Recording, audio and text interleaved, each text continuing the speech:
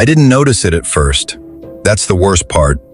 It started on a Tuesday night while I was lying in bed, half awake, scrolling through my phone the way everyone does when they can't sleep.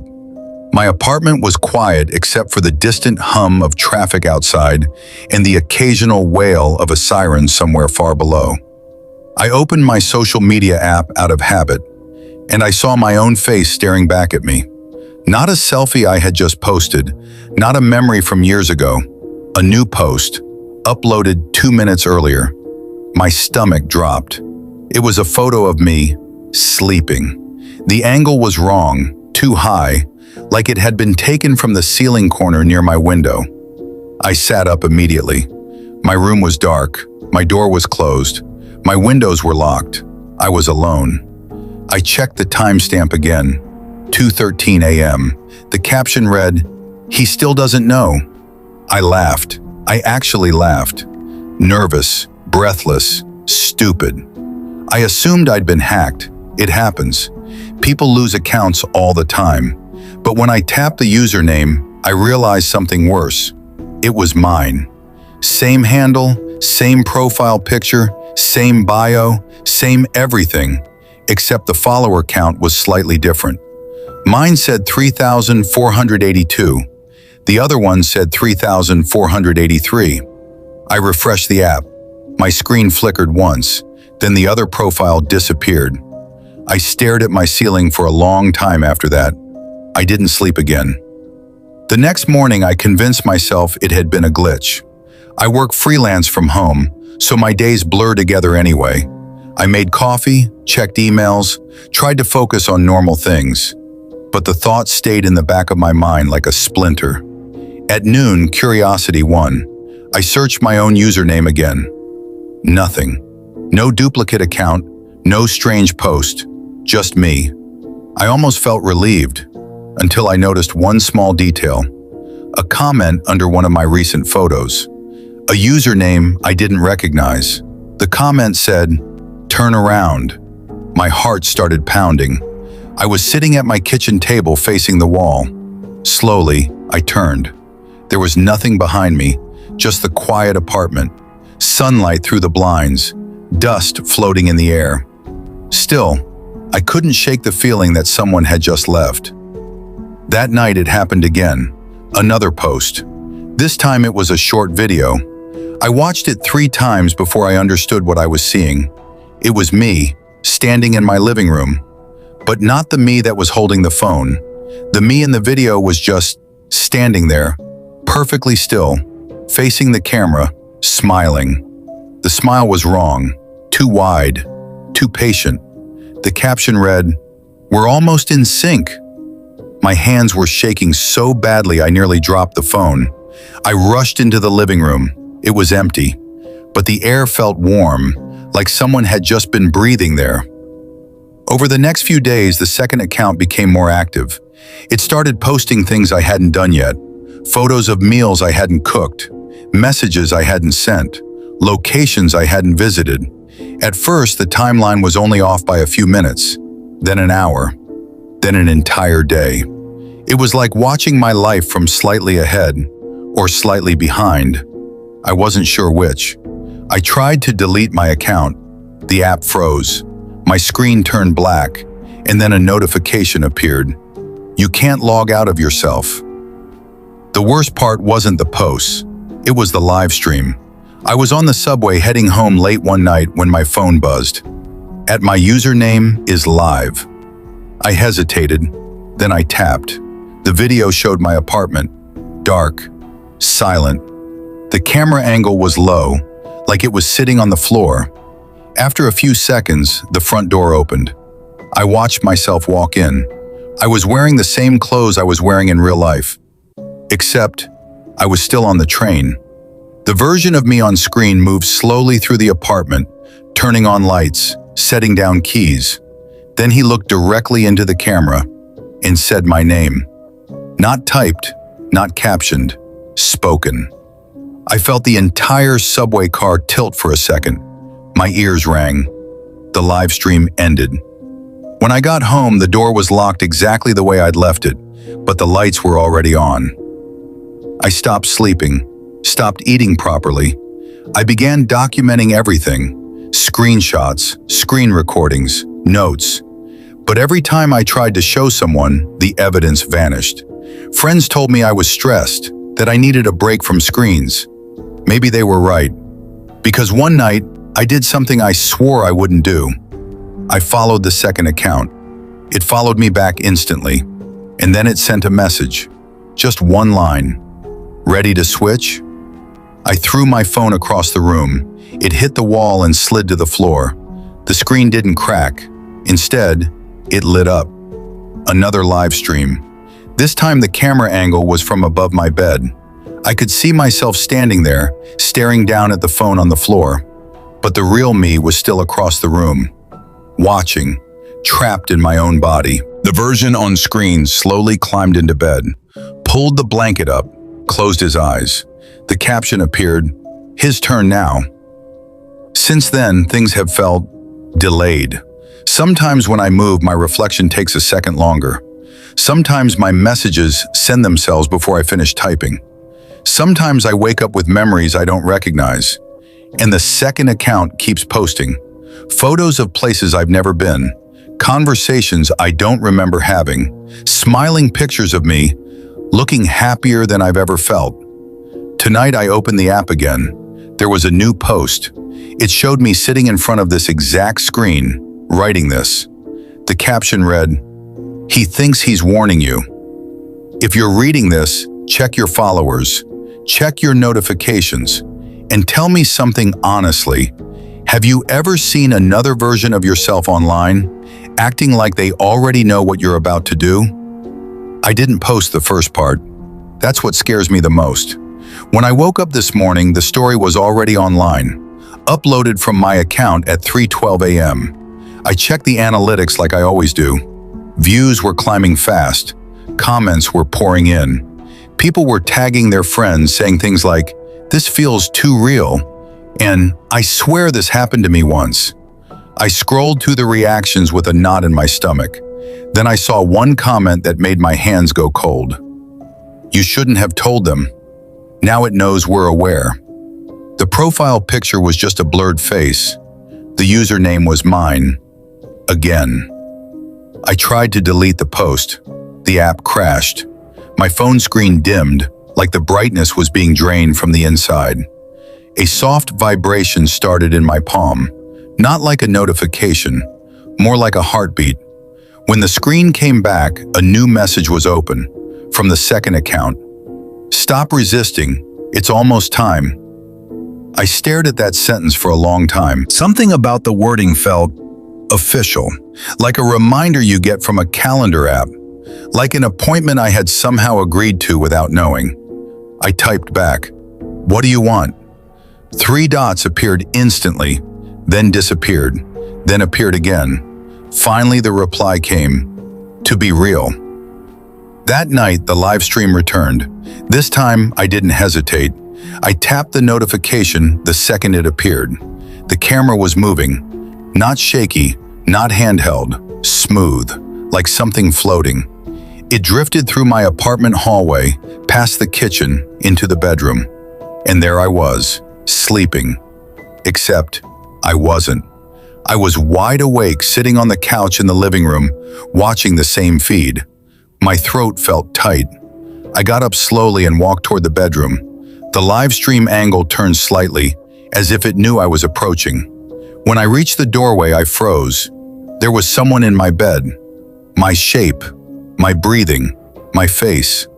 The version under the blanket opened its eyes at the exact same moment the version in the live stream did. They both looked at me. The one in the bed smiled. The one behind the camera whispered, "See, we're sinking." I ran. I don't even remember grabbing my jacket or shoes. I just needed distance, needed noise, needed people. Outside, the city felt wrong. Everything looked normal. Traffic lights changing, buses passing, neon reflections shimmering on wet pavement. But there was a delay to it. A half-second lag between sound and movement, like reality was buffering. I checked my phone while walking. Big mistake. The second account had posted another update. A photo of me standing on the sidewalk, taken from behind. The caption, "He still thinks running helps." I spun around. No one was close enough, just strangers moving in their own quiet bubbles. But I could feel it. Something pacing me, matching my steps, staying just outside the edge of my vision. Over the next few days, things escalated. The duplicate account began replying to my messages before I sent them, tagging me in memories that hadn't happened yet, posting photos of conversations I was about to have. Once, it even uploaded a video of me getting hit by a car. I stayed inside for 2 days after that, waiting, listening. Every distant engine made my heart slam against my ribs. But nothing happened. Instead, another message arrived. "Future is flexible. Don't panic." I started to wonder if I was losing my mind. Sleep deprivation does strange things. Isolation does worse. Maybe this was some kind of psychological break. Maybe I had created the second account myself and forgotten. Maybe I was splitting. The thought made my skin crawl. Because if that were true, then which version was the real one? Last night I got my answer. At exactly 1:12 a.m., my phone buzzed. A new live stream. The camera angle was different this time. Higher, wider. It showed my entire apartment from the ceiling corner. Every room, every shadow. And there were two of me. One was sitting at the desk, staring at the phone. The other was standing behind him, watching. The standing version leaned down slowly, placed a hand on the seated version's shoulder, then looked directly into the camera, into me, and mouthed one silent sentence. "Your turn is ending." I don't know how long I stayed frozen. Eventually, the feed cut out. My apartment was silent again. Too silent. I turned around. No one was there, but the chair behind my desk was still spinning slightly, like someone had just stood up. I checked the second account. New post. A selfie, taken from my phone. The caption read, "He's fading now. Don't worry, I'll keep posting." If you're still following my profile, pay attention to the next update, because I'm starting to feel like a notification that hasn't been opened yet. And tell me honestly, if another version of you started living your life better than you ever could, would you try to stop it? Or would you let yourself be replaced? I didn't sleep after that. Every time I closed my eyes, I felt like I was being refreshed, like a page constantly reloading but never fully appearing. The apartment felt smaller, not physically, just compressed, like the walls were waiting for something. I decided to test it. If this thing was really replacing me, then it had to follow some kind of pattern, some kind of logic. So I did the opposite of what I normally would. I stopped posting, stopped replying, stopped opening the app completely. For almost 12 hours, my phone stayed face down on the table. The silence was unbearable. No vibrations, no glowing screen, no whispers of digital movement. Just the hum of the refrigerator and the distant wail of sirens outside. I almost started to believe it was over. Then the knock came. 3 slow taps on my front door. No one ever knocks in this building. It's all key cards and broken buzzers. The sound echoed down the hallway like it didn't belong there. I stood frozen for a full minute before moving. Another knock. Same rhythm. Patient. Certain. I checked the peephole. My stomach dropped so hard it felt like I'd fallen through the floor. I was standing outside. Or something wearing me was. Same clothes. Same tired eyes. Same nervous way of shifting weight from foot to foot. It even raised its hand and waved slightly, like it knew I was watching. My phone buzzed in my pocket. I didn't want to look, but I did. The second account had gone live again. The live stream showed the hallway outside my apartment. The camera angle was behind the thing at my door. Behind me, thousands of viewers were already watching. Hearts floated up the screen. Comments scrolled so fast they blurred into static. Someone typed, "Is this the part where he lets himself in?" The version outside leaned closer to the door. I could hear my own voice through the wood. "Open up. We need to talk." It sounded calm, friendly. Wrong. I backed away slowly. My chest felt tight. Every instinct told me not to open that door. But another feeling, quieter, deeper, whispered that I didn't have a choice. Like this moment had been scheduled long before I was born. Another notification popped up, a private message from the second account. Synchronization cannot be delayed any longer. Below it, a timer. 0 hours, 1 minute, 59 seconds, counting down. I started pacing the living room, trying to think, trying to breathe. Outside, the knocking stopped. Silence pressed against the walls like something heavy leaning in. When the timer hit 1 minute, the live stream changed again. Now it was inside, showing my living room from the corner ceiling, showing me pacing, showing the door slowly opening. But in reality, the door was still shut, locked, bolted. My skin prickled. I turned toward it. The handle was moving, not turning, just bending, like something on the other side was testing how real the world actually was. I don't remember deciding. I just know that when the timer reached 10 seconds, I walked to the door and unlocked it. The hallway smelled like cold metal. The other version of me was gone. For a second, I thought maybe I'd imagined everything. Then I saw the phone on the floor outside. My phone. Screen cracked. Live stream still running.